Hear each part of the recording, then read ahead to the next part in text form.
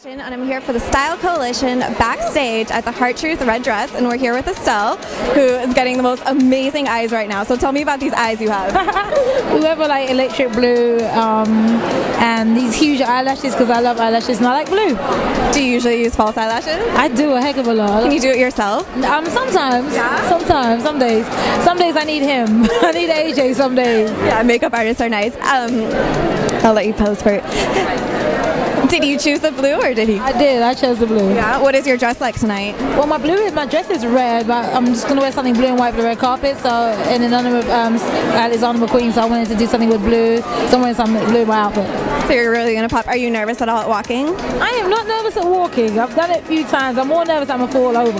You're not gonna fall over.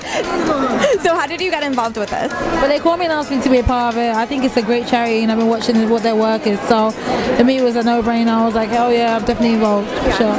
Well, you look great and have fun.